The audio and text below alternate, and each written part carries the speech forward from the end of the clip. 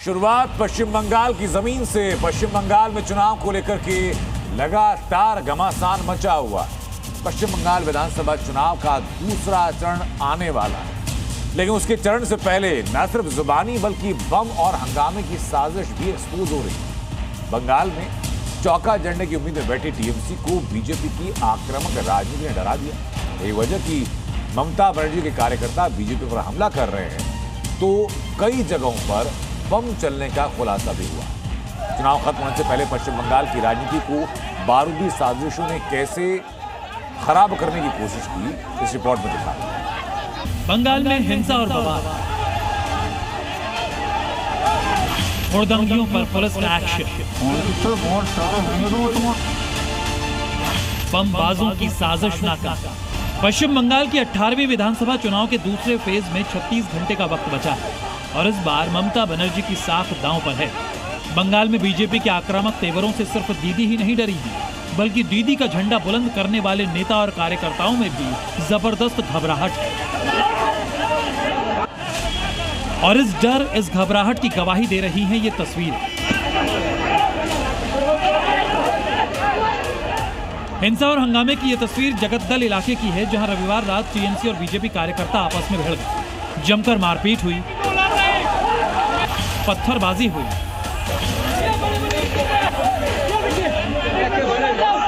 और हालात काबू से बाहर हो गए।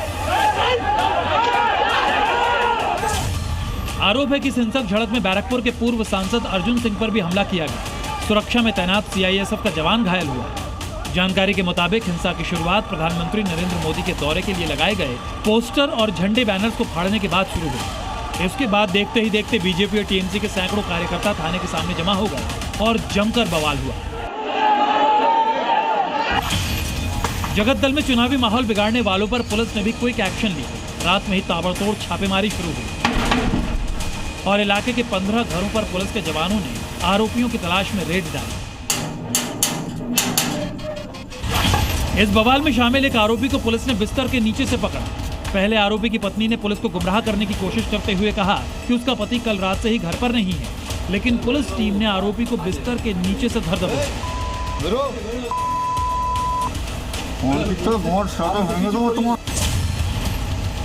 इसी तरह जगतदल की शांति भंग करके चैन से सोते एक आरोपी को भी पुलिस टीम ने घर से हिरासत में ले लिया।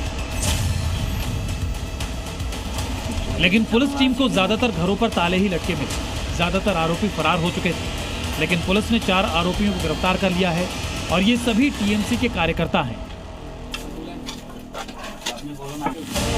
बंगाल में राजनीति का रक्त चरित्र किस लेवल तक हाई है, उसका हैरान करने वाला खुलासा हुआ है। पश्चिम बंगाल चुनाव को दहलाने के लिए बमबाजों की प्लानिंग को सुरक्षा एजेंसीज नाकाम कर रही है।